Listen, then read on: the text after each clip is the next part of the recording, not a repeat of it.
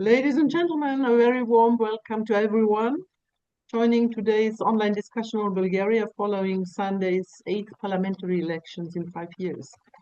My name is Johanna Deimel and I will be moderating today's event hosted by the Südosteuropa-Gesellschaft Southeast Europe Association. So there was a significant international attention focused on the elections in Hungary. I hope that with our event today, we can show that it's definitely worth turning our attention to Bulgaria as well. The country held elections on April 19th and produced a groundbreaking new election results for the country itself, but also one with potential implications for Europe as well. So many thanks to the SOG for making this possible today. I would like to especially warm welcome our experts who have taken the time to share their insights on the situation in Bulgaria and discuss with us today. So joining from Bulgaria are Mila Moshelova. She is postdoctoral researcher at the Sofia University and political analyst. Mila, welcome. Maria Simeonova, head of the Office of the European Council on Foreign Relations in Sofia. Welcome. Ruslan Stefanov, the program director and chief economist at the Center for the Study of Democracy in Sofia, and from Cologne, Bonn, where he's co-chairing the branch of the SOG, is Alexander Andreev, a political observer and analyst for the Bulgarian weekly Capital. And I'm very glad and very grateful that you joined us here, all of you. So before we dive into the discussion, please allow me to take a few technical notes. So the office team led by Deputy Director Ms. Palm, Victoria, is kindly handling the technical aspects behind the scenes. So Victoria will also assist me later with questions from the audience. Thank you very much for that. So, and regarding the agenda, in coordination and in consultations with the panelists, there will be 2 rounds that I, as the moderator, would like to conduct with the experts. And after that, we will open and move on to the Q&A session.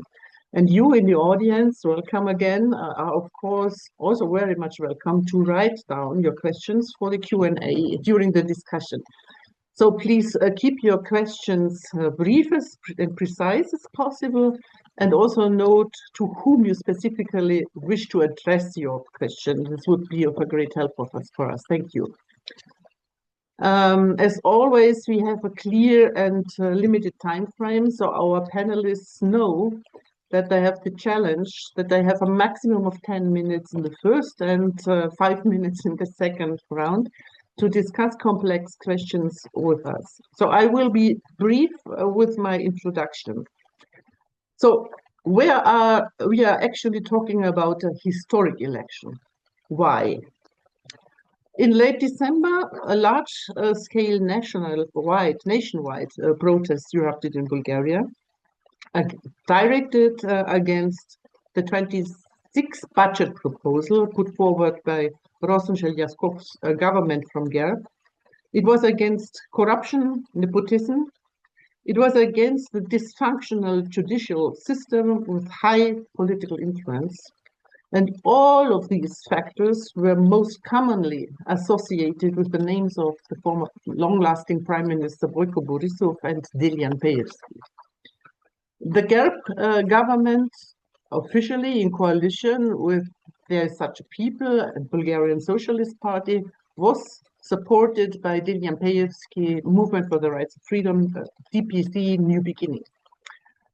Peevski, who is subject to sanctions by the United States and the United Kingdom, is regarded as a power broker and oligarch, and according to the Süddeutsche just the last days, as Bulgarians' shadow ruler.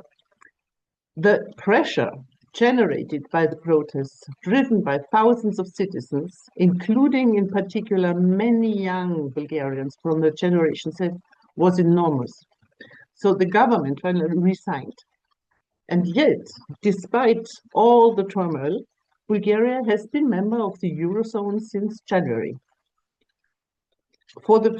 Once again now, for the 5th time, I hope I counted correctly, since 21, Bulgaria has been led by a caretaker government and the country appeared to be stuck in political uncertainty and instability. And historical, also for the first time in the country's history, the president, namely President Rumen Radev, has resigned and was running the election with his newly founded party, Progressive Bulgaria. The admitted Eurosceptic, who is also considered Russophile, promises to fight oligarchy and is, according to the latest electoral results, the winner of the elections with an absolute majority in hands. Vote buying has always been a major issue in past elections. The interim government now made this a priority in the run-up of the elections and has not only confiscated large sums of money, but also reported over 2,000 election-related crimes and violations across the country. Even though this likely gives only a glimpse of the scale of vote buying in the past, the crackdown ahead these elections is a new development and also historic. So let us now take a look on the electoral results. Victoria, can you display my graph, please? So we can see now the results of the elections with a voter turnout estimated 48%. These are the results with 100% of votes counted. So winner is the Progressive Bulgaria, Rumen Radev, with 130 mandates, followed by the conservative GERB ZDC, Citizens for European Development, Bulgaria, and Union of Democratic Forces with 39. Then comes the pro-European reform. We continue to change Democratic Bulgaria with 37 mandates. The extreme right nationalist Vazrashtane Revival gained 13 seats. And finally, Delian Peyevsky Movement for Rights and Freedom New Beginning, the DPC, 21. Also historic, the Bulgarian Socialist Party, for the first time since the fall of the wall, did not manage to cross the 4% threshold. All the others fell under the 4%. Okay, so let us turn to Mila. Mila, may I ask you, how do you interpret these election results? So why is it such a political earthquake? And is Radev's victory comparable to Viktor Orban's defeat and Peter Major's rise in power? Because Rumen Radev was also, for many, obviously considered as a sort of savior of the country. How do you also explain that GERB from Boyko Borisov and the New Beginning suffered such huge losses? Also, what happened to the Bulgarian Socialist Party? And interesting also is the Turkish community. So do we see maybe that there's a breakup of the traditional Turkish voting that was really connected to the DPC movement? And how do you explain that the BP and DP did not tap into the full voter potential, especially in the light of the nationwide protests in December? Why are they stuck in their percentages? So, Mila, it's hard stuff, but you have the floor for 10 minutes, please. Thank you very much, and thanks to our hosts and to my colleagues on the panel, and of course everyone joining to hear more about Bulgaria. It's been many years that eyes in Europe were focused on Hungary and Poland, and quite rightly so, of course, but in the meantime, a lot of political processes were breeding in Bulgaria, which then became bigger and more widely seen in other parts of Europe. So in this sense, Bulgaria has been a breeding ground for political phenomena and challenges that Europe is facing recently, but they have been with us for quite some time. And just as an example, VDEM, which is a data set that follows the quality of democracy across the world, has pointed that Bulgaria is on a path of autocratizing, which is a process that has started some time ago. So a lot of the things that we're seeing today are relatively old, let's say, at least compared to the pace and dynamic that Bulgarian politics develop.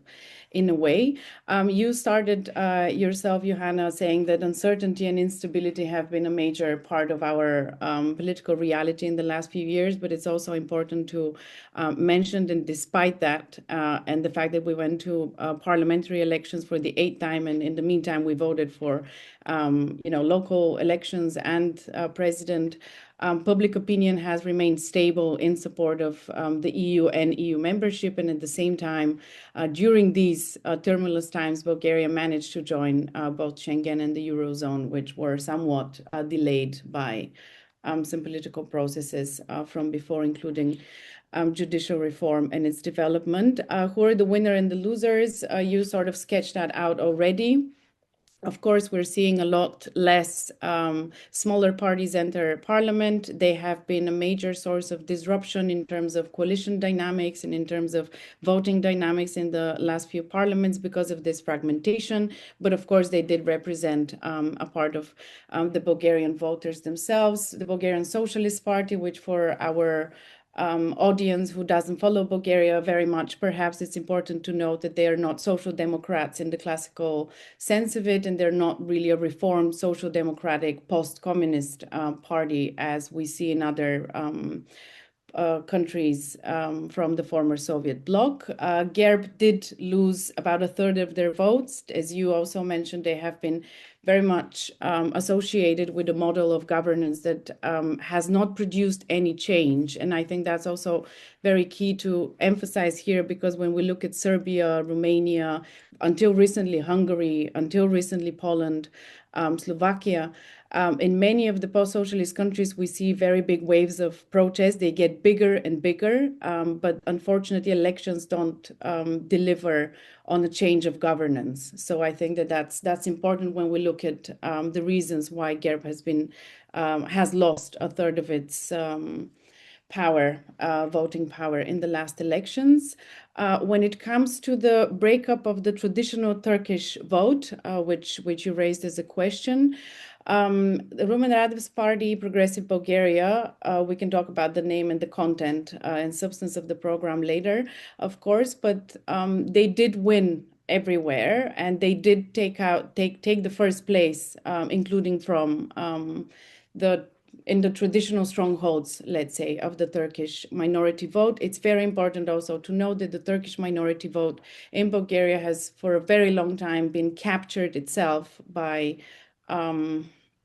sort of like a feudal style of voting and intimidated for many years. And also no other parties have successfully tapped into this part of the electorate. So it has been very isolated, and it's a two-way process, of course. So I think that it breaking out from this stronghold that it held from before, and seeing a more pluralistic distribution of that vote is actually in itself it's a good sign. We also saw PPDB or we continue the Change in Democratic Bulgaria coalition, pro-European, liberal, both left-leaning, right-leaning liberals. They did gain 60,000 votes, which is a change that is also important. You asked why they haven't realized their full potential. I have to tell you, I'm not sure what their full potential is and how we can measure this, because when they first came to power, the Democratic Bulgaria entered parliament a few months before we continued the change in 2021, when this whole cycle of electoral uncertainty started. If we compare to then, it's one thing. If we look at their results in the last few elections, it's a different outlook. So I think that judging their potential is kind of hard, given also that they've been just for a few years they've been part of like 4 or 5 parliaments, and we know very well from experience that all incumbent political parties and those that enter parliament do lose some traction, even despite what they do on the level of actual policies. Of course, they carry their history of trying to strike a constructive semi-coalition or policy-orientated constructive consensus with GERB, supported by the splinter of MRF led by the Lampevsky, who is sanctioned by Magnitsky, as you also mentioned, and that brought them a lot of damage as well. They are gaining. At the same time, all parties are affected by progressive Bulgarians coming to the electoral arena. So in this sense, they're both losing and gaining, but in net numbers, they did gain. They didn't capitalize on the protest, because I think the first thing to note is that it is an illusion that one party can capitalize on these protests, and we shouldn't have expected too much of that, because it's a pluralistic situation that we have in Bulgaria when it comes to political parties. Clearly, I think that they did capitalize some, because half of the protest energy, let's say, perhaps went to them, but a much bigger part perhaps went to Rumen Radev and the new party. So I answered this with a few ifs and buts. So you also mentioned the turnout. It has been projected to be around 50% higher than before, not as high as some projected. The Electoral Commission will come out with like final numbers probably by Thursday this week. What is unique in these results in the elections, and I rely on you maybe to tell me how long I have left, or I'll hear the alarm. 2 minutes. Oh, 2 minutes. Okay, so what is unique in this election? I think that at the beginning it looked like everyone had more than one enemy for once, because if GERB and the Lampevsky's fraction have been sort of packaged in voters' imagination for a while, then PPDB was their sort of like natural antagonist in parliament and outside. When Rumen Radev finally entered, because that has been anticipated for some time, entered the electoral arena, it seemed like everyone had more than one enemy. Of course, since 2020, the goals haven't changed. The anti-corruption protests then and those that we saw recently, they only augmented the demand, but the demand in itself, it didn't really change. What is different, of course, is the first time that all power has been given to one party for almost 30 years. And at the same time, it's a structural change for the party system. Because it's not the only one we have seen, but in itself, structurally, it's major. The anti-system vote concentrated and going back to the losers, and the smaller parties not really entering this time. And also we saw I think we're seeing a consolidation of moderate to hardline social conservatism and Euroscepticism in Bulgaria, but because of progressive Bulgarian, Rumen Radev's messaging and the structure of that messaging, we also see these groups of the electorate and those that weren't active in the last election. We also see some people who have pro-European vision also joining that support wave. So it's a bit of an almost illogical realignment, if you wish, but we can talk precisely why this is the case. So I would say that roughly these are the major things. And of course, as you mentioned, we saw also historical activity on behalf of the Interior Ministry and its activity towards fighting vote buying, and at the same time on behalf of the caretaker government, actually attracting attention to the possibility of foreign interference in the election and looking out to the EU and its tools to try to counter such risks, which is also a first in itself. Thank you very much, Mila. I know it's really a hardship to do it in 10 minutes, so thank you very much. I just wanted to add probably two things. You said that the fragmentation is ended. It's true. That's five parties now entering the parliament. And it's also a phenomenon through the last years that there were populist parties popping up, entering the parliament, and then fell down and are out. This is also something particular interesting for Bulgaria. And to the Turkish minority voting, I think it also made some impact that the electoral code was changed, so there were limited possibilities to vote outside. In Turkey, in particular, I think they reduced the polling stations from 100 and over 60 to 27 polling stations. And that was also something, the polling stations were some secret tool also for shadow voting or for vote buying. But thank you very much, Mila. I think there will be some questions addressed to you later on in the discussion. So Rumen Radev is a phenomenon. He entered with a new political party with almost a not known program, so a very vague program. So Alexander, it's up to you. I would like to ask you, the former president, Rumen Radev, he will now govern the country with an absolute majority. And when Radev is mentioned, terms like a Eurosceptic, pro-Russian come to mind, and there's a certain sense of unease about Bulgaria's future development. So with whom are we exactly dealing with? So Alexander, can you shed some more light on Rumen Radev, on this political figure who is particularly puzzling to us outsiders? So what is his background? Why was he able to establish himself so firmly? Can you explain the party a bit? Who are the supporters? Where do the donations come from? And the candidates are also very interesting. One word to the Euro-Atlantic orientation, but Maria will stick on that later on more intensively, hopefully. And of course, is he a pro-Russian? So how would you describe his relationship with Russia? So Alexander, it's up to you. You have the floor. Thank you, Johanna. Hello, everybody. I see lots of familiar faces here. So thank you for joining this discussion. Back to your question, Johanna. If you ask me, Rumen Radev is better understood as a pragmatist than as an ideologue. His instinct has long pointed to order, discipline, hierarchy. His MPs are, military men, athletes, security people, mid-level administrators, such kind of people.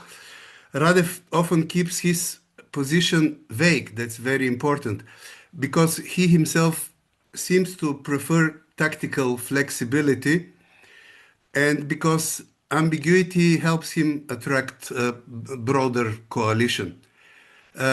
His horizon, in my view, is somehow narrow. He can look European in protocol settings, but he lacks real strategic format. I do not expect a dramatic rupture in Bulgaria's Euro-Atlantic orientation under his rule. Even after his victory, the likelier scenario is adjustment in tone, priorities, but not a geopolitical U-turn. As we all know, Radev is a former Air Force commander and fighter pilot. He was president from 2017 and then re-elected. The then leader of the Socialist Party, Cornelia Ninova's role is in promoting Radev was therefore central. As for all the talk about Leonid Reshetnikov and the so-called Russian profile, there has been long-running reporting and political controversy around a possible Russian interest in a candidate of Radev's type, but the public evidence is fragmentary, in my opinion. The Russian general Leonid Reshetnikov claims that he had been informed about Rumen Radev's candidacy even before it was officially announced, and that Ninova discussed the topic with him. As we know, Reshetnikov is a former head of a Russian strategic institute with an intelligence background.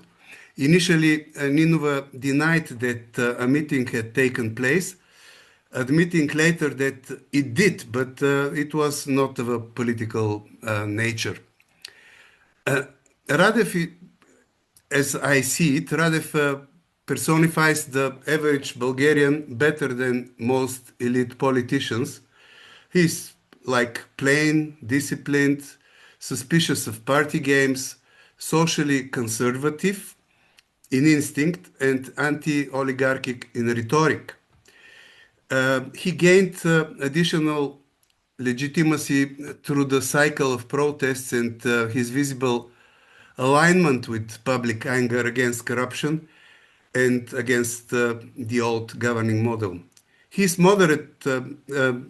His line is moderate on Russia. This helped him too. He's not openly anti-Western, but also not aggressively anti-Russian, which fits a society where pro-Russian historical sentiment remains considerable. His party, Progressive Bulgaria, did not begin as a normal party with deep roots. It was clearly a leader-driven project built around Radev's personal authority. Only in 2026 did it become an electoral vehicle with real mass support as we see it. Public reporting describes the party as a center-left or broad-left, but in substance it looks more like a hybrid, a mix of social protection, anti-corruption, state capacity, economic pragmatism, skepticism toward some EU orthodoxies, and a culturally conservative undertone. Its strongest supporters appear to be disillusioned voters from GERB, from the Socialist Party and ITN, also supporters of Bulgarian sovereignty and parts of the pro-Russian electorate, also previous non-voters, and above all, people voting for Radev himself rather than for a classical party brand. As for campaign donors and candidate recruitment, there is not enough reliable public reporting available on this to this date. At this stage, it would be safest to say these areas remain opaque and insufficiently documented. Radev got the votes from the whole spectrum, but mainly older, rural, and skeptical voters exhausted by permanent elections.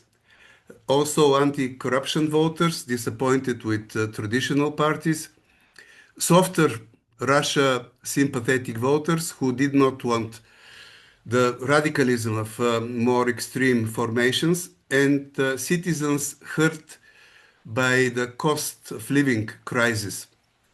In practice, the electorate looks like a broad slice of the median Bulgarian, which is one reason why Radev is so successful. Radev is unlikely to engineer a strategic break with the EU and NATO, but he will almost certainly keep producing more ambiguity, friction, and tactical bargaining than a typical pro-Western Bulgarian leader. He has repeatedly tried to shield himself from the label pro-Russian by stressing that he is a NATO general and that Bulgaria should remain a strong and active member of the alliance, while also insisting that pragmatic economic relations with Russia should not be treated as incompatible with EU and NATO membership. That formula is revealing. He does not question Bulgaria's formal anchoring in the West, but he consistently argues for a looser, more interest-driven, and less value-based foreign policy. On the EU, his line is not anti-EU in a hard ideological sense. He rather tends to present himself as a defending Bulgarian national interests within the EU framework, while criticizing what he sees as double standards, especially on Schengen, sanctions policy, energy, and more recently, the euro. His push for a referendum on euro adoption was best read as a populist move aimed at a public that was visibly anxious about the currency change, not as a coherent exit from the European mainstream. By the way, his statement on chemtrails was another revealing example of his populist instinct. On NATO, the key point is that Radev does not reject the alliance itself. Rather, he resists NATO positions when they are linked to stronger military backing for Ukraine. This was clearest in June 2024, when he refused to lead Bulgaria's delegation to the Washington summit because he did not agree with parts of the national position on commitments related to helping Ukraine defend itself. So his stand on this is Bulgaria stays in NATO, but he does not want Bulgaria to be politically identified with more forward-leaning military line on Ukraine. His position on Russia's war against Ukraine is therefore not neutral, but let's say maybe realist in a way that actually systematically plays into the hands of Moscow's preferred narrative. Radev has opposed military aid to Ukraine, warned against steps that could draw Bulgaria or NATO more directly into the war, and repeatedly argued that there is no military solution and that Europe should focus on negotiations, ceasefire logic, energy, security, and economic growth. At the same time, he has not advocated leaving the EU or NATO, and at times he has also formally condemned Russian aggression. This is why I would describe him as Russian accommodating rather than straightforwardly pro-Russian. He shares the instincts of many Bulgarians who believe that Ukraine cannot defeat Russia and that the EU is making a mistake by defining its policy around that ambition. His public language was repeatedly emphasized dialogue with Moscow and the restoration of economic pragmatism, including energy. My time is up. Yes, thank you, Alexander. I'm a bit wondering. I'm really a bit wondering. It's a relatively soft judgment that you made from Radev. The skepticism and I would say vis-a-vis of Radev are strong, probably from outside. And I just remember what was sticking not only me was when the day before elections he appeared in his electoral campaign, and there was a photo in a slide posted him and together with Putin. So there were clear signals in that sense. Maybe you're saying it's a tactical movement and he's pragmatic, but nevertheless, this also made raise concern not only for me, and what also I'd like to add probably is that you said the voters come across the country. Also, Mila said, and what struck me was that I saw that a third of the young people of the generation said they were voting for Ruben Radev. So there was obviously such a central wish to change whoever it might be, but not to stay stuck with the same people in governance. And we will talk later on, Alexander, on what he's doing really, because it was a lot of was only proclamative. It was very vague in his program. But the core message that he sent, and the core message was that he's anti-oligarchic and he will start to fight oligarchy. But we do it in a second round. So thank you. Coming back come now to Ruslan. Ruslan, we've already touched on the Russian influence, and I know that you're a top expert on this in this field. So I would like to ask you in this round for your insights, also on the role of the social media and disinformation and Russian influence. Let me add here that we are talking about the energy in particular in the second round. But you have 10 minutes to answer my question on disinformation and Russian influence. So Mila, I think you mentioned already that Bulgaria asked the European Union for help countering external interference in the elections. So the question is why? And Ruslan, your center just published a report on the problem of non-democratic malign influence. So what were the key findings? And we know that social media is I think for 2/3 of the people in Bulgaria, the main source of information.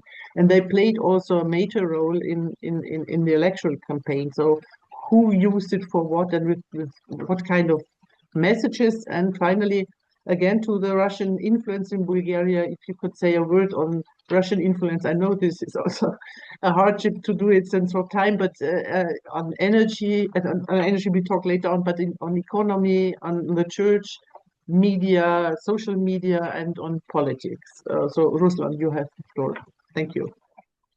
Thank you, Johanna. And well, certainly let me start by saying you can't cover all these in 10 minutes, and CSD's research and analysis that has been global and been going on since 2014, at least on the Russian influences on our website. So anyone willing to check that is welcome at csd.eu. Let me first say that when we discuss these issues, there is a very clear mandate that Progressive Bulgaria has received.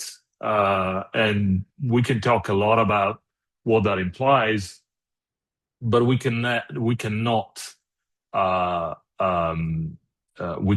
wish that away. Clearly, this is the strongest mandate a Bulgarian political party and leader has received since Ivan Kostov back in 1997. In terms of in terms of a share of people voting. So that number of people, 130 mandates that Rumen Radev, his Progressive Bulgaria got, is a very, very clear mandate for what they've said they want to do. Now, I don't want to discuss on how we got there. Maybe we could talk a little bit later in the discussion, but it's a clear mandate. And this mandate, as we are a people of written words, if one looks at the official program and the official agenda of Progressive Bulgaria, one would see that it's a very clear direction of a pro-European, pro-NATO, pro-even EU-US discussion. So there's not a word in there that you would see of all the vitriol that is going on around. So you would see that there is a very clear leadership of anti-corruption, which is clearly the issue that Bulgarians have come time and again to discuss. And it is actually an issue that Bulgarians have voted both for Mr. Borisov, that you mentioned, ruled for 16 years. Before that, the king, and actually Mr. Kostov too in 1997. There are two other issues that have come out. One is, of course, the incomes and prices, and this is something that no political party has ever neglected. And of course, the issue of geopolitics nowadays is extremely important. And this is something that Bulgarians who received almost every second week nuclear threats from Russia would be quite natural that Bulgarians will be worried about. Given that Bulgaria is an overwhelmingly pro-Russian population. I mean, if we go back in 2019, Bulgaria and Slovakia were the two countries where there was a very clear majority, in excess, close to 2/3, that had a positive viewing of Russia and Vladimir Putin. That's 2019. That's post-Crimea. That's post-Donbass. Now, there is also a very clear pro-European majority, and that is why I think we've seen this very delicate dance of Bulgarian politicians of how they steer through these minefield. And here is the worry on Russia. Bulgaria is one of the most vulnerable countries to Russian influence, and this is no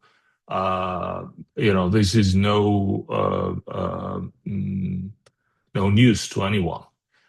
In the information domain, in the energy domain, in the economic domain.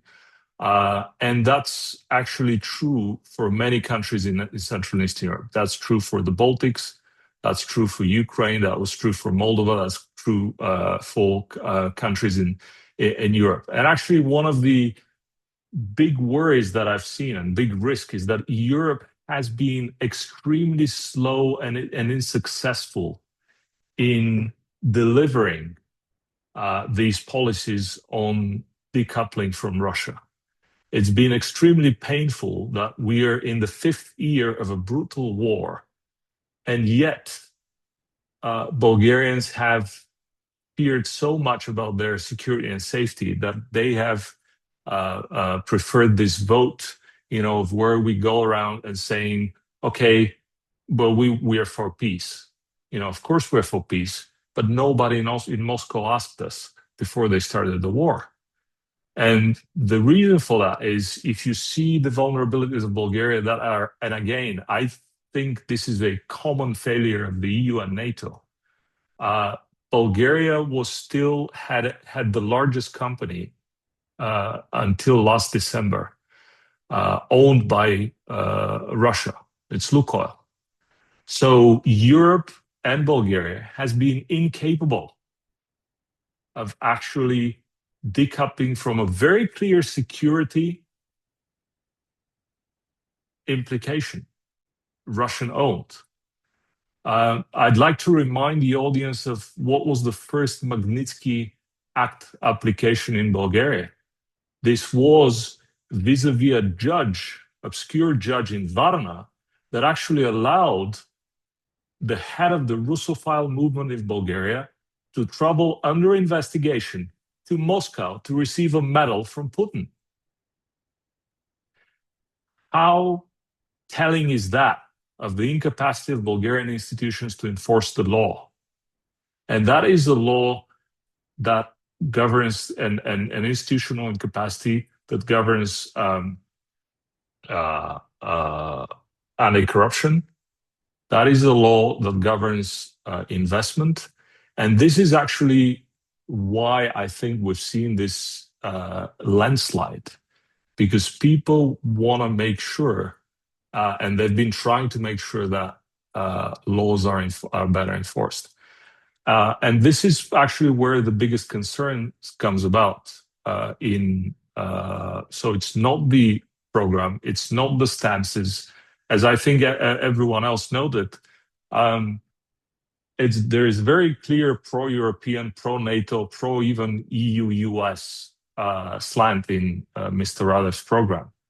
But what is worrying is that Bulgarian politicians have been incapable of standing up to this very clear security concern for Bulgaria and actually defining what NATO membership, what EU membership, what collective action actually by all the member states of the EU means in the case of Ukraine. And I think this is going to be the biggest challenge that Mr. Radev is going to face during his campaign. So I'm willing to wait and see the 100 days, but I'm also very skeptical and want to wait and see what happens of how we're going to actually square the idea of modernizing the Bulgarian military, because this is also in the program, in tackling corruption, if we're not addressing the root causes of a huge strategic corruption issues that we've had with all Russian energy projects in the past. And these, we're talking about billions here, for many, many years. And at the same time, also, how are we ramping up Bulgarian security without standing up to the Russian aggression in Ukraine? And by the way, if you look carefully at the agenda, the program, at the written word, you would see that besides peace, it says that Progressive Bulgaria is for solving the conflict in Ukraine according to international law, which means, at least to me, getting back Ukraine in its whole territorial integrity, even before Crimea and Donbass. But what I'm saying, and I'm finishing with that, what I'm saying is that both in the information domain and in the economic domain and in the security domain, Europe has been very slow to, and put under considerable pressure from our US partners to react and to design the instruments, let alone enforce them in countries like Bulgaria that has been known for years to have issues with enforcement. And I think this is a huge concern. Europe cannot enforce its sanctions legislation because it enforces locally and because it relies on local enforcement capabilities. Europe, even the big European countries like Germany and France, didn't have any capabilities of actually sanctioning or enforcing economic sanction. It still hadn't got AMLA, its anti-money laundering authority, up and running. Still not there. It was supposed to be 2026, should have been much faster, and so on and so forth. So if we could talk about also the disinfo domain, the information onslaught on Europe, where Bulgaria has been the most targeted country for the past years. And Europe has not also been able to break from this pattern, which is rely on the local enforcement capabilities. And what I can say is that the networks are absolutely disregarding, just like Russia disregards Bulgarian capabilities and can actually overrun them or overrule them. In the same way, these huge mega mastodon networks are, again, Bulgaria's government enforcement are no match for their capabilities. And of course, that means a lot of these infrastructures that are out there that are built are run freely. And that is what CSD's latest research show. The local networks that amplify these pro-Russian channels have been used for different purposes, including for supporting Mr. Radev's or other political parties' channels. Just like in the case of Mr. Orban, having channels that are of course not pro-Russian, that that are used now for legitimate political purposes for development. But at the same time, you also know were in the past used and were funded by Russian networks is really worrying. Thank you. So thank you, Ruslan. This was a tour de horizon, I will say, and you played a lot of balls also in Maria's playground, but I think she will pick it up, and I hope and I thank you for your criticism vis-a-vis the European Union, hands bound. So that enforcement is not, of course, is important, and we will later on also talk a bit more about energy and about the local case. I'm glad to hear you that you're less pessimistic regarding the orientation, the pro-European and NATO orientation. So, Maria, is it Johanna, true? just allow me to have this dialogue. Read the program. Yeah. There are no worries there. And again, the mandate is so strong that we have to give the people's vote and the democratic institution the benefit of the doubt.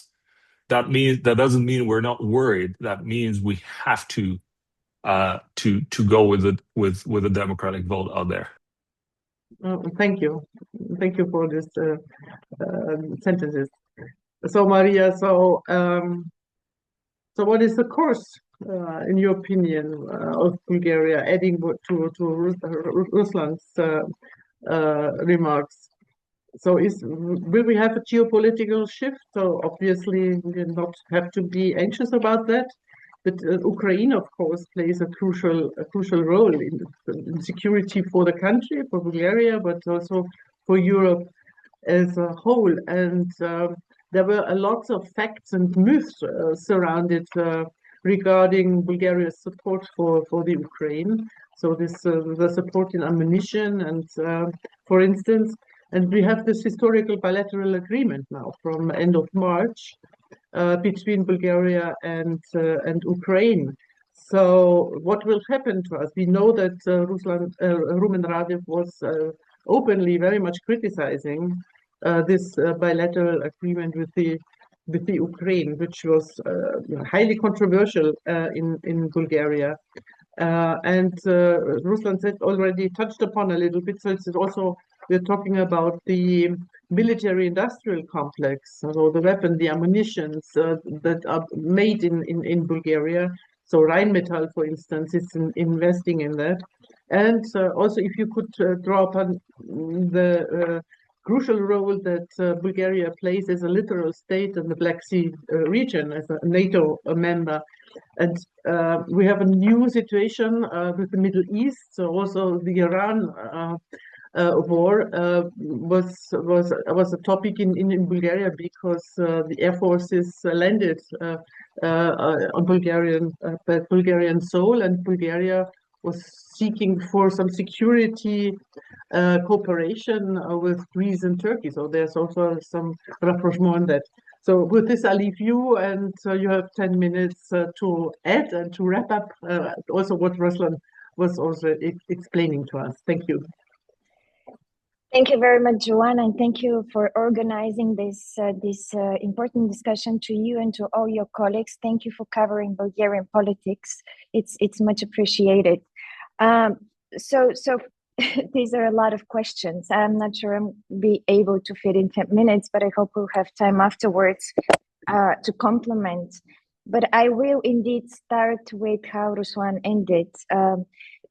We were talking about reading programs. I read the program of Progressive Bulgaria in the part more carefully on the part of foreign policy. And I think the first sentence starts with the fact that foreign policy will be conducted in accordance with the Constitution of Bulgaria, which sounds great. But as was already said, there is a lot of vagueness in whatever Rumen Radev is offering, in combination with some sovereignties kind of nuanced statements, positions.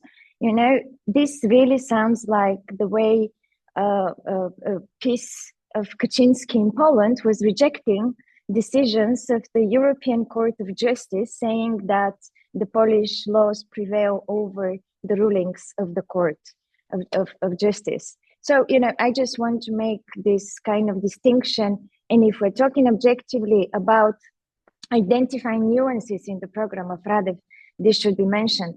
And another thing, Bulgaria is a traditional target of Russian malign influence. That's true. And it's very difficult. You know what they say, it's very easy to get the Russians in. It's very difficult, much more difficult to get them out. And this is exactly what is going on in Bulgaria. But I must say that when the war started, the then government did, despite the difficult coalition that it was in too, did manage to, kind of get rid of some of the Russian influence. And 70 Russian diplomats back then were expelled from the country. If we expect Rumen Radev to expel 70 Russian diplomats, I think we'll be disappointed. This is not the foreign policy profile of Rumen Radev. First of all, I must say that his result gives him legitimacy inside. He managed to, erase some of those very small populist projects which names who are very difficult to pronounce at events like this. So currently we only have five political parties. And one thing that is related to geopolitics is the fact that the Bulgarian Socialist Party, for the first time in our modern history, will not be part of the parliament. This is traditionally pro-Russian party, and therefore I'm just mentioning this as it is out of the National Assembly. The foreign policy profile of Radev, I think he will keep the European path of Bulgaria. He will not make any radical shifts, but the difference, the thing that stops him from being disruptive within the EU or NATO, I mean, I think that the reasons are different in the two institutions, but in the EU, for example, I think it's the pragmatism that everybody here, mostly Alexander, was talking about. Rumen Radev knows of the benefits of the EU membership, but in order to enjoy the benefits, you need to have cooperative relationship with the rest of the European leaders. In the case of Bulgaria, this means EU funds. Bulgaria does need to get all of the funds from the National Recovery and Resilience Plan. It does need to negotiate funding from the next MFF. The negotiations have already started and will be very dynamic throughout the course of the next months. Therefore, I think that Rumen Radev will not choose the position of being the sole European leader that would be blocking European decisions. Now that given that Viktor Orban is gone, this will be an uncomfortable seat to be into for him. NATO, I think, as a former pilot, Rumen Radev has, a sentiment towards defense and security. I think he will try to realize as much as possible the potential of Bulgaria within NATO. I don't think he will be opposing defense spending increase. By the way, at ECFR Post, we do find out that Bulgarians, for example, are among the Europeans that support the military service the most. After the French, it's the highest number. Yes. So I think he also has the public support to do this. But how Bulgaria will look like under a future government led by Radev in NATO and the EU. Here, I think we need to identify a few sectors, a few policies. And one thing I forgot to mention, because right now it's very difficult to predict what he will do, but in terms on geopolitics, it will be important to see where his first official visit will be in order to get a better grasp of what he will be, prioritize. Bulgaria in the EU, I think he will seek this internal legitimacy that he received by this result, the big difference between the first and second. He will try to do this through the EU. So he will seek for external legitimacy within the EU. So this cooperative approach will guarantee that he will be legitimized by his colleagues. And about enlargement, I want to talk about enlargement. This is important policy inside the EU. I think this will be one of the tough policies. I think that Rumen Radev will put forward this national interests narrative in terms of enlargement, and will not move an inch from whatever Bulgaria has negotiated with North Macedonia and the European consensus. In NATO, as I already said, I think the most unknown part within NATO is regional cooperation, because Ukraine is here. I think Bulgaria-Ukrainian relations are the biggest question mark. As you mentioned, the agreement that was signed by the caretaker government in the end of March was used skillfully during the campaign by those that oppose support for Ukraine and bolder steps towards helping Ukraine fight the Russian aggression. And Rumen Radev made no exception. I will remind, in addition to what was said about July 2024, I will remind that he's been refusing to sign joint declarations of B9 That happened in October 2022, and it happened in June 2024. And the reason being the fact in 22, providing reconfirming Ukraine's future membership into NATO, or supporting Ukraine in its path. So let's not forget that Rumen Radev didn't sign those declarations within B9 because of particular language on Ukraine, on Ukraine's NATO membership and aid to Ukraine. As I said, right now, I don't think he will use this narrative in order to block decisions in the EU. He will most likely use this narrative to address his electorate, which, as was mentioned, is very broad and very different. He was trying to speak to different layers of the Bulgarian society. Some of them, used to vote for the far-right Nationalist Party, which will be now the smallest party in the Bulgarian parliament. He was trying to talk to some, I think somebody said moderate pro-Russians. And therefore, how you talk to all these people after you had secured 44% of the votes will be very difficult to achieve. From one point of view, you will sound vague, but on the other hand, he will have smaller space for maneuvering in whatever he's going to put forward. This means, and this is my prediction, and one of my arguments to say that he will not make radical shifts in Bulgarian foreign policy. He will not choose to be the one blocking united decisions and so on. He'll be talking to a very diverse group of supporters. He needs to somehow find the narratives to satisfy all their perceptions and sentiments towards very difficult issues.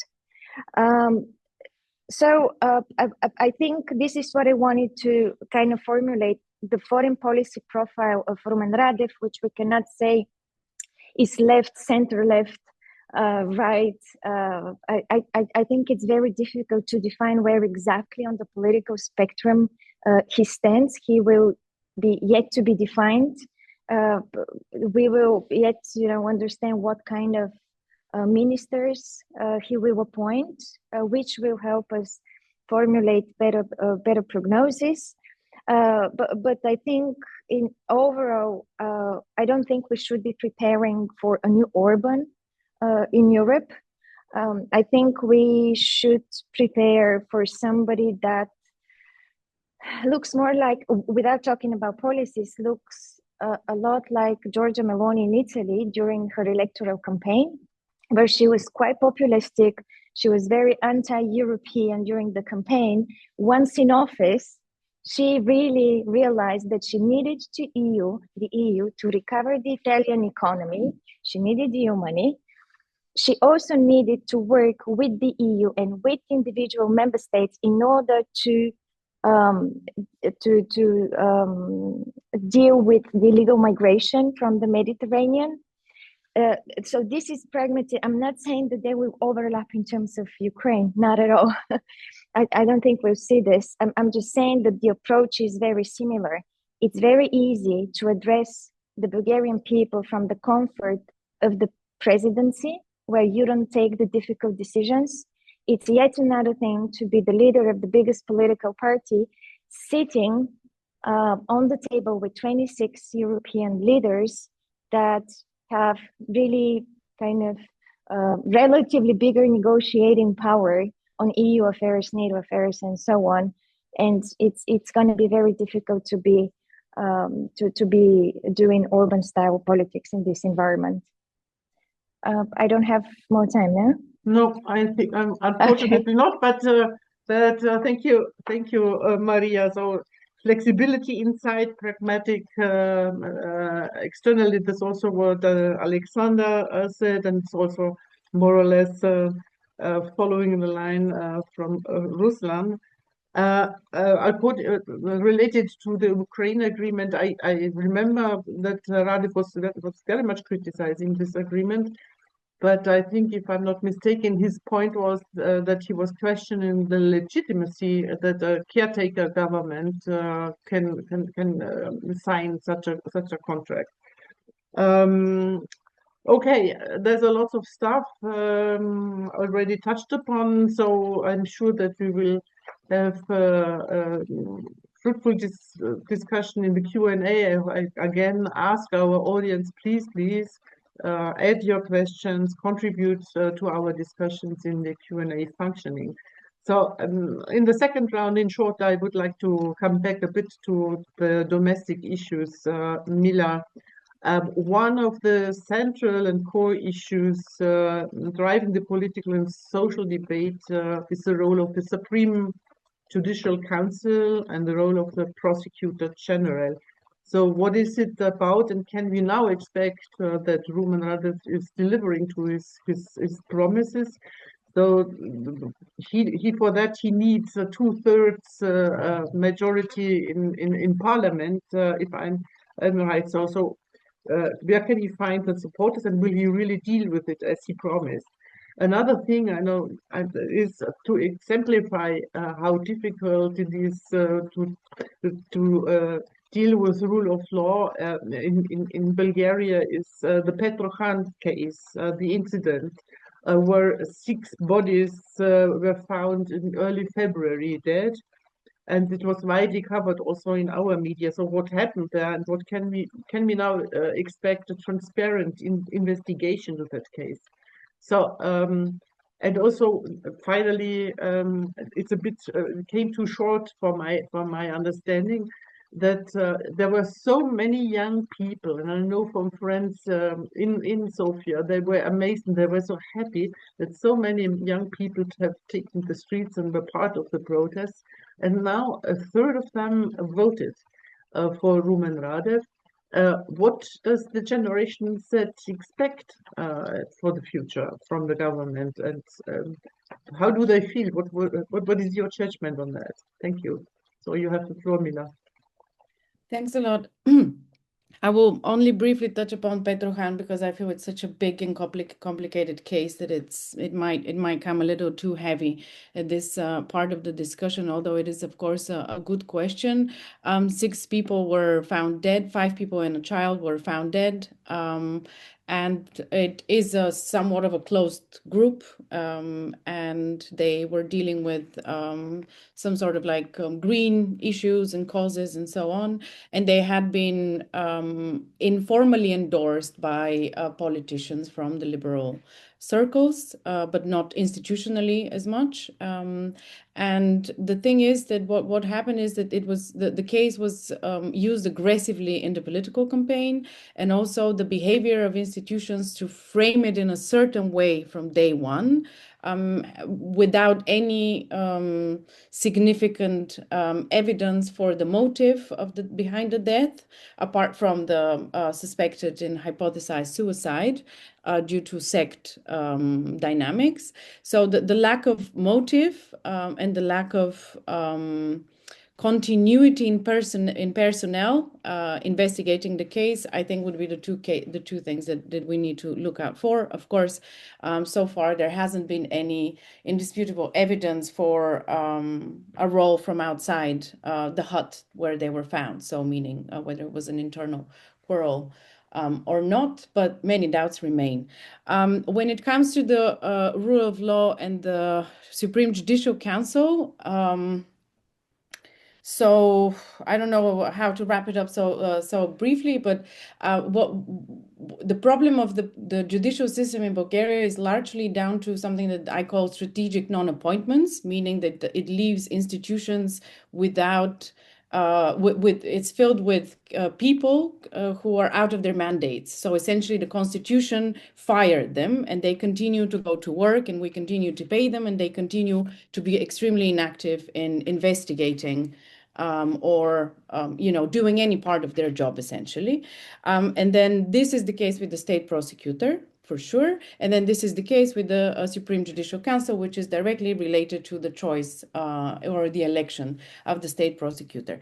The problem with Progressive Bulgaria, to me, is that they're very concretely refer to the need to change the state prosecutor and to re-elect the Supreme Judicial Council, for which they will need 161 votes in Parliament, most likely to come from PPDB in this setting, but not necessarily. But it has been Radev's message that he would be expecting some sort of openness to a deal on this. What worries me is, yes, this is a major demand of the protest, and it's definitely necessary to be done. I mean, they're out of mandate for years. But at the same time, even if you put a new state prosecutor and if you change the Supreme Judicial Council, that doesn't change the structure of this part of the judicial system. So to me, this is really a bit of a halfway of a change, because at the same time, they have very strong anti-corruption, pro-judicial reform commitments. They have not shown a single face that could be their choice of a strong Minister of Justice in this process, which I find worrying as a voter. It's not even like an analytical conundrum in any way. And then whether you want a structural change or you just want to change what the status quo, essentially, to me is a question of what kind of justice you want. Is it vindictive justice? Is it institutionally based justice? Or is it just another controlled change? And I would say that this is something to look out for. I just wanted to say something on because you also asked about young people, and I think this relates because I don't feel prepared to respond on behalf of Gen Z myself. But I have to say that the sort of like the controversy in what Rumen Radev has been vocal about. So he built a platform on sovereignty while essentially questioning the right of Ukraine to fight for this sovereignty. He wants to stop the war, and he doesn't want us to fund Ukraine because that continues the war, but he wants us to maybe buy Russian gas, which essentially could also continue the war. So I think that these are two major tensions that we need to look out for. And I think that this is I'm saying this because I find it super key when it comes to the EU value question. We want EU, we want membership, but we are also very, as you heard, historically prone to a very strong pro-Russian sentiment. And to me, when it comes to his pragmatism and whether he's pro-Russian or he's not pro-Russian, to me, he's building a very, very convincing platform of some sort of a teddy bear Euroscepticism, where this Euroscepticism is not threatening, it's not too alarmist, but it's obstructionist. It's not ideological. It's based on economic concerns. And I think that this can bring a lot of damage to the desire of including the young generation of Bulgaria to change the political class they know, because people before them know certain saviors and hero instincts in Bulgarian politics making it to parliament.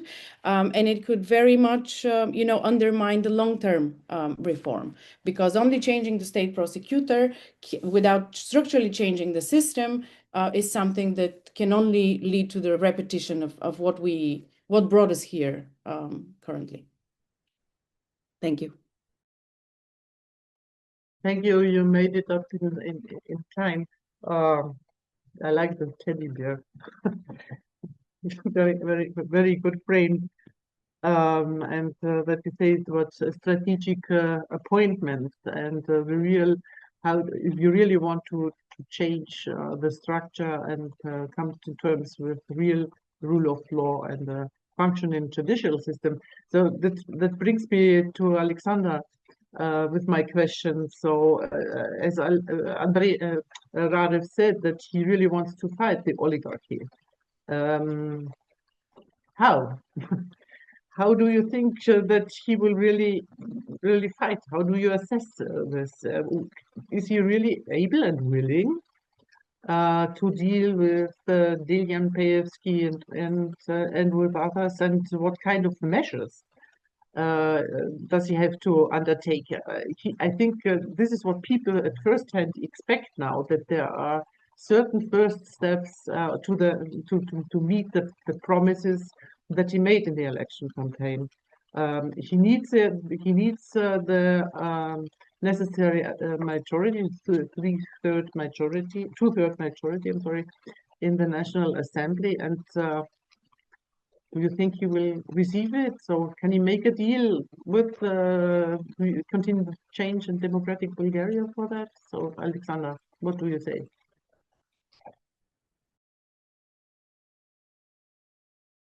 Unmute yourself. We cannot hear you. Yeah. The take on Radev in Brussels, as a source of mine is reporting, is as follows. The proof of the pudding is in its eating. So we have to see whether his fight against the oligarchy is real, like a plan. He has promised to eradicate corruption and restore trust, and many Western media, by the way, define his victory in those terms. The problem is that anti-oligarchic rhetoric is easier than institutional dismantling. To do it seriously, it would need deep, as Mila Maria said, judicial reform, changes in the prosecution and watchdog bodies, and sustained parliamentary discipline. My expectation is we will see real pressure on the old system, some visible confrontations, but progress that is slower, messier, and more limited than his supporters hope. About Dylan Peevski, dealing with him and similar figures is indeed very difficult, because this is not mainly a criminal law problem, but a state capture problem. Peevski's power has rested on networks across media, politics, business, and according to many critics, judicial influence. Yet Bulgarian institutions have not, as Ruslan said, produced definitive domestic convictions that break his position, Peevski's position. The strongest formal blows have come from abroad, as already said, US global Magnitsky sanctions 2021 and UK sanctions 2023.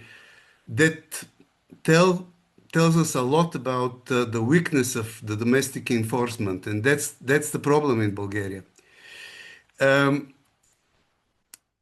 I think under the first measures Radev would have to take as prime minister, expected prime minister, is immediately force change in the judicial governing bodies, especially the Supreme Judicial Council, replace the acting prosecutor general, push a serious rule of law package, strengthen also anti-corruption enforcement, and adopt a budget that combines economic stabilization with more social fairness.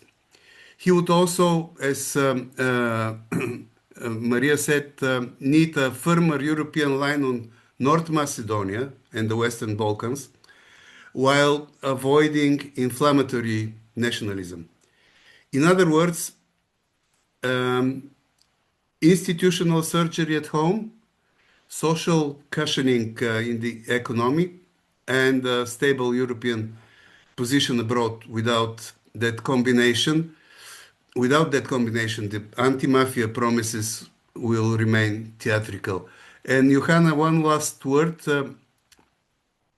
You seemed a bit surprised by my take, my soft take on Radev. So I will rephrase it. Radev shared the sentiments of many Bulgarians who want a less confrontational line toward Moscow. We haven't mentioned his 2021 remark that Crimea is Russian, which also showed how far he can drift toward position deeply troubling the Western partners. Politico quotes a senior EU diplomat on this, saying that Radev is nowhere close to Orban as a disruptive force. This diplomat said Radev was a much different league, lower league, when it comes to his ability to or desire to append policy. So That's my bottom line. Thank you.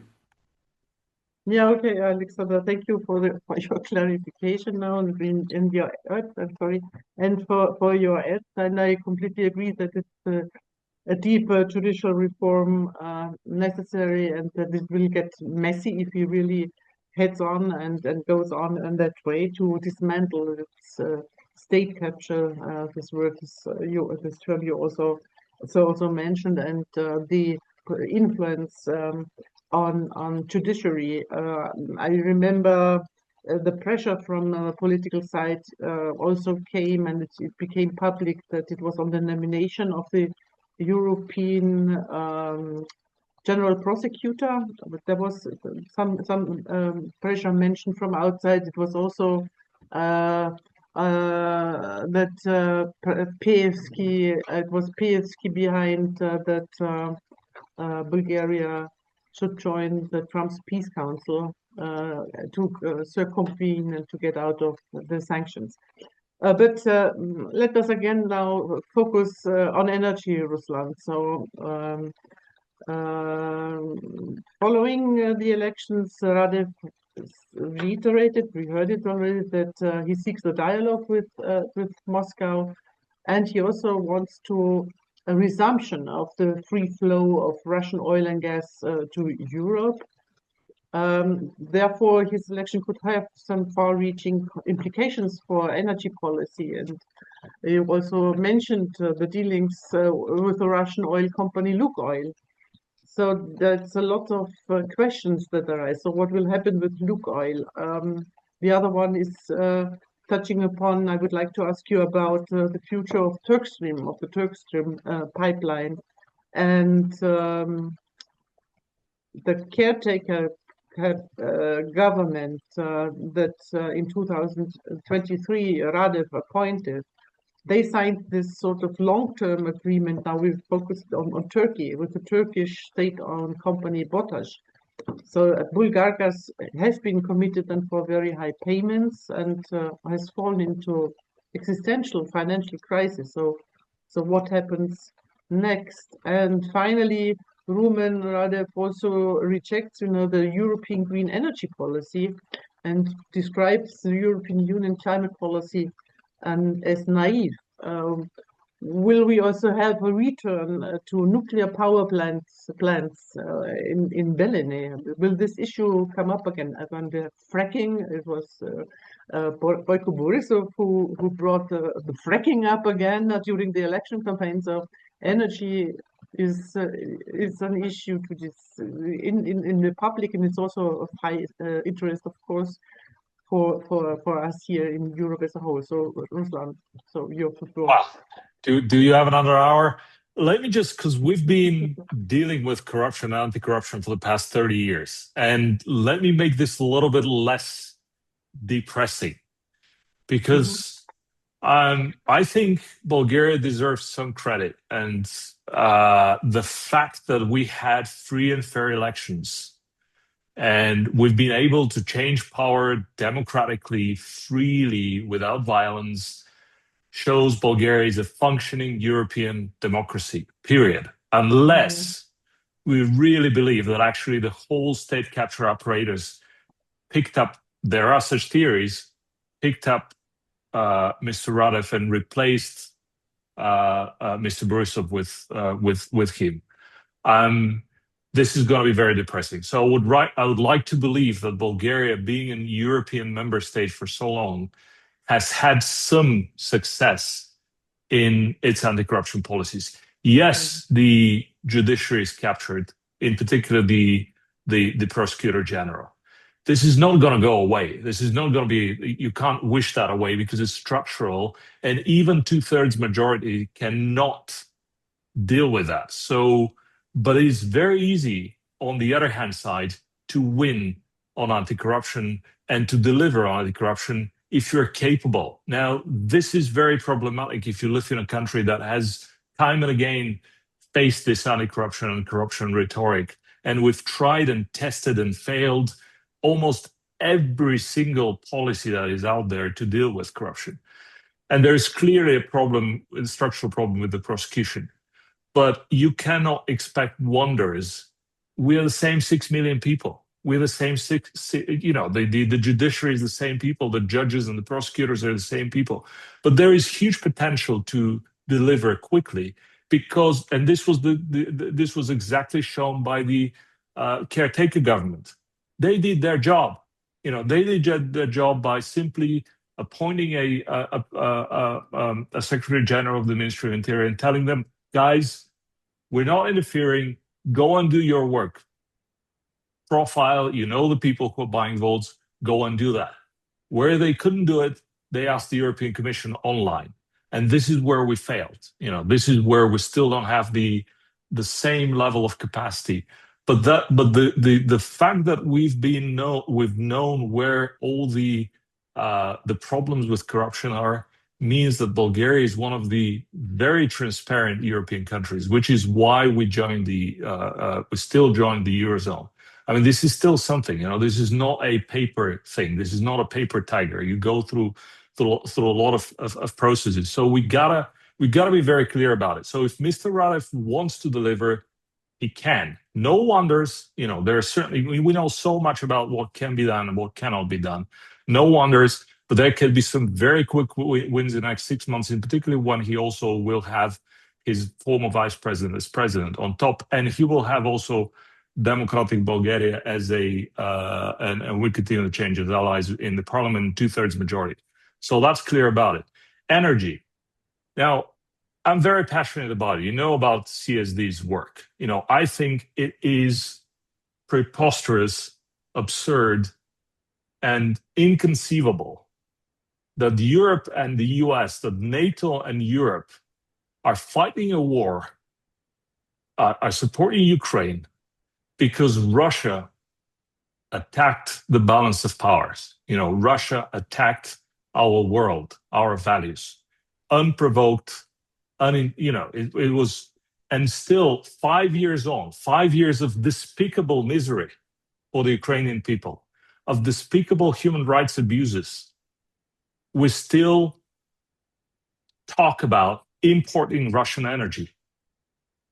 This is absurd. We are shooting ourselves in the leg. So we're sending aid. We're scrambling jets. We're sending people to we live through Kakovka Dam. That's an environmental genocide. That was on us, on Europe, on the Black Sea, on the countries that are there. There was the MH17. There is a very clear pipeline. 60% of the Russian budget comes from oil. Every drop of oil that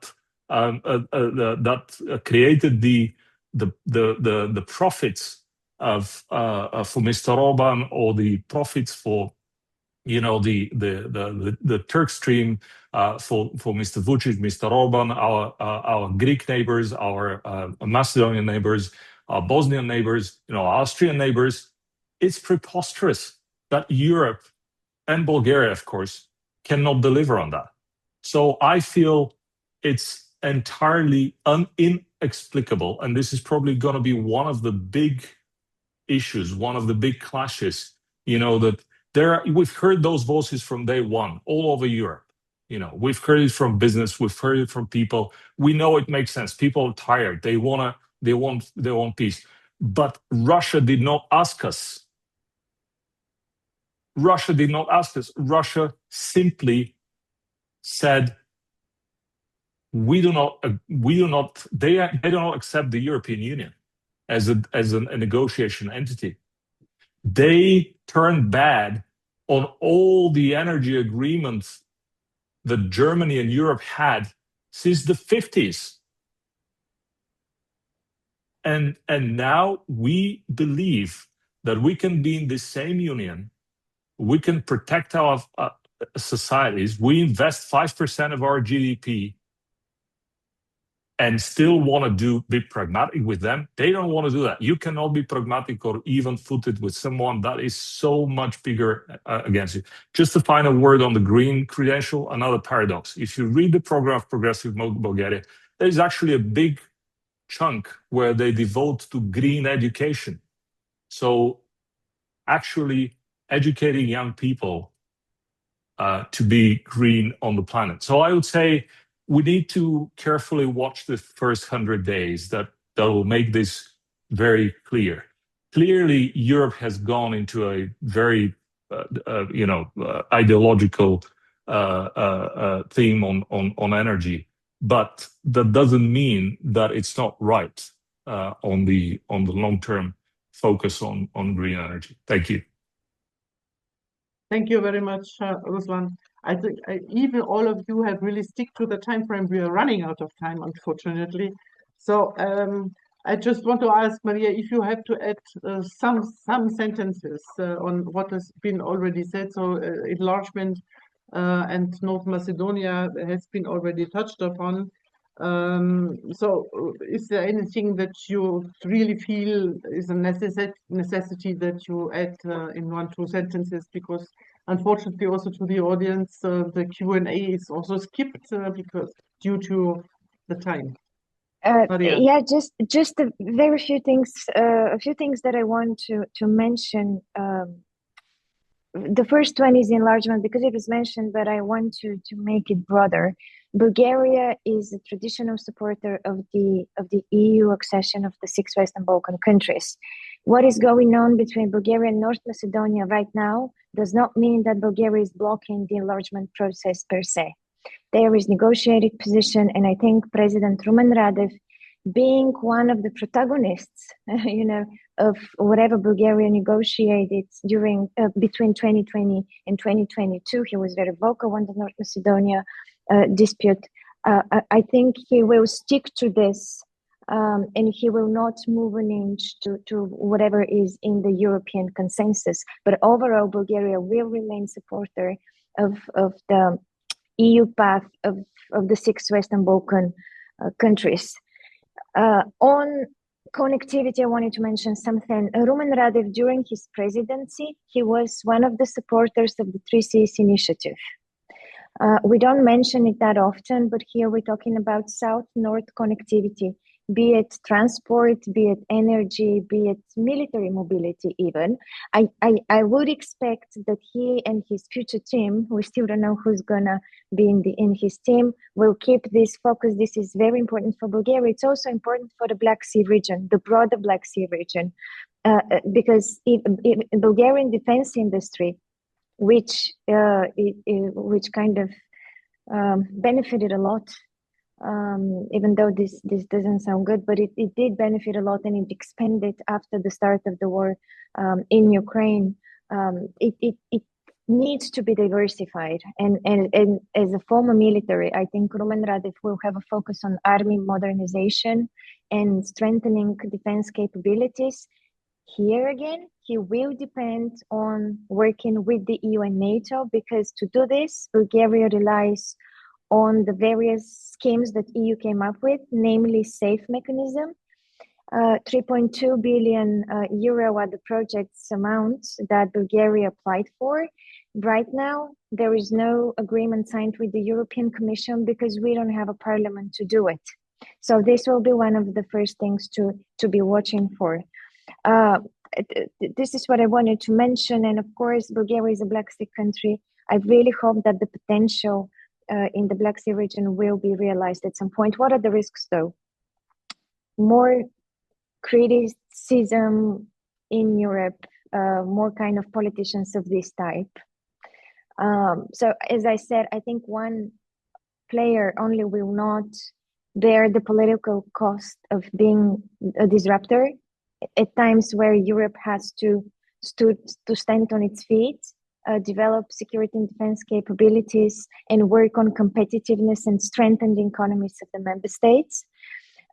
But if more politicians of this type of, not Orban, but maybe Fico, show up on the European stage, there will be elections in France, elections in Germany, and so on. I think then we can talk about more Orbans in Europe. And here, another nuance, when we talk about potential Orban in Europe, we always make a reference to what Orban was doing within the EU in terms of Russia.